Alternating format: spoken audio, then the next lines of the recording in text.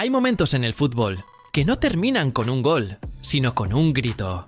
Jugadas que no solo rompen piernas, sino carreras, sueños y vidas.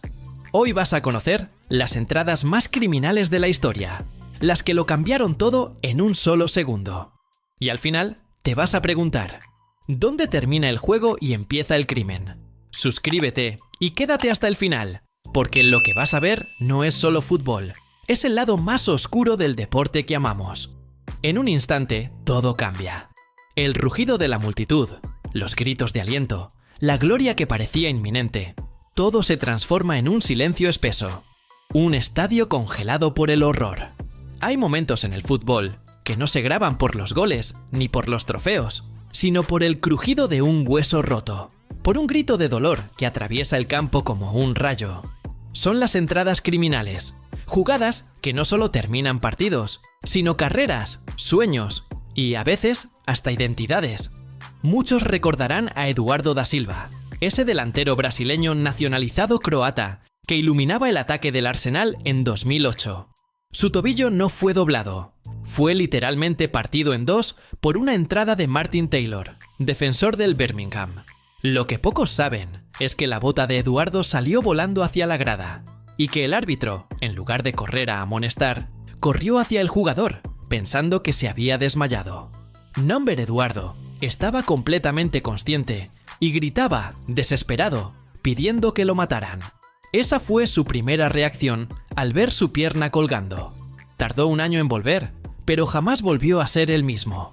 Arsène Wenger, su entrenador, escribió en su diario personal que ese día Eduardo murió futbolísticamente y nadie en el club supo cómo lidiar con eso. Pero si hubo una lesión que paralizó más que al jugador, fue la de David Booth. Manchester United contra Coventry, 1996. En la tercera jugada del partido, Booth va al área en busca de un rebote y termina entre los tacos de McClair e Irwin. La pierna se parte en dos, pero lo que pocos conocen es que la fractura fue tan expuesta que el vestuario del United tuvo que ser desinfectado con químicos especiales. El hueso de Booth había salpicado fluido óseo por todo el pasillo de salida. Peter Schmeichel, el portero danés, vomitó en la línea de gol, no por impresión, sino por pánico. Dijo después en una entrevista que nunca volvió a entrar a un quirófano sin sentir náuseas. Booth se sometió a 26 cirugías. No solo se retiró, casi pierde la pierna. Y no por la fractura, sino por una infección intrahospitalaria que llegó a afectar el fémur. Nadie en la grada del Old Trafford aplaudía. Nadie hablaba. Fue el día que el fútbol inglés entendió que un partido puede convertirse en un trauma colectivo. Pero no todo fue accidente. Algunas entradas fueron pura y fría venganza. Roy Keane y Alf-Inge Haaland protagonizaron una de las historias más sucias del fútbol moderno. En 1997, Keane cayó lesionado tras una entrada con fricción de Haaland, quien se paró sobre su cabeza, gritándole que estaba fingiendo. Keane se rompió el ligamento cruzado. Guardó silencio 3 años. En 2001, con el United frente al City, Keane lo vio llegar con la pierna adelantada y descargó una plancha asesina a la altura de la rótula. No hubo disimulo. No hubo intención de jugar el balón. Lo derribó como un leñador. Y no pidió perdón. En su autobiografía, que su editorial se negó inicialmente a publicar sin censura, escribió con cinismo: «Esperé, lo vi, lo partí, no me arrepiento». A Haaland le quedó la rodilla destrozada. Jugó algunos partidos infiltrado, pero tuvo que retirarse poco después.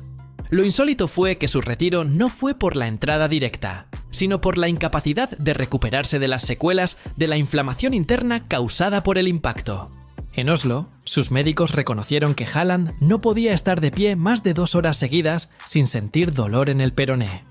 Y aún así, la Premier League tiene otro capítulo oscuro que se asemeja más a una repetición cruel.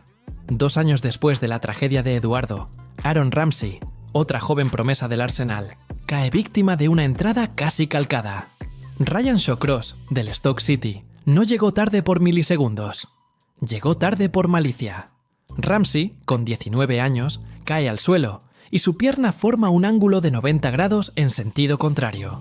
La imagen fue tan grotesca que las transmisiones internacionales cortaron a planos generales. Lo que no se supo fue que el médico que asistió a Ramsey en el campo, Gary O'Driscoll, había sido también el primero en asistir a Eduardo 2 años antes. «Reviví todo en segundos», dijo en privado. Shawcross salió llorando del campo. Ramsey volvió, pero los entrenamientos nunca fueron iguales. Hasta el día de hoy, usa una tobillera ortopédica moldeada con titanio. El caso más extremo, más gráfico y más olvidado sucedió en Alemania. Año 1981. El jugador del Arminia Bielefeld, Ewald Linen, recibe una entrada de Norbert Siegmann, del Werder Bremen. El muslo de Linen fue literalmente rajado por los tacos de Siegmann. Una herida de 25 centímetros que expuso el músculo y la fascia. Linen se levantó sangrando y corrió directo a la banca del Werder a gritarle al entrenador: «¡Le ordenaste que me matara!». Esa escena quedó grabada, pero lo más impactante fue el diagnóstico posterior. Si la herida hubiera sido 3 centímetros más profunda, le habría cortado la arteria femoral. Linen volvió a jugar semanas después, pero con un miedo interno que jamás pudo curarse. En su biografía escribió: «El cuerpo sanó, el alma no». ¿Y qué decir de Luc Nilis? Tal vez el nombre no suene tanto, pero quien lo vio jugar en el PSV Eindhoven lo recuerda como una mezcla entre Dennis Bergkamp y Raúl González. Fichó por el Aston Villa en 2000 y en su tercer partido sufre un choque brutal con el portero del Ipswich. La pierna se le parte como un trozo de madera húmeda.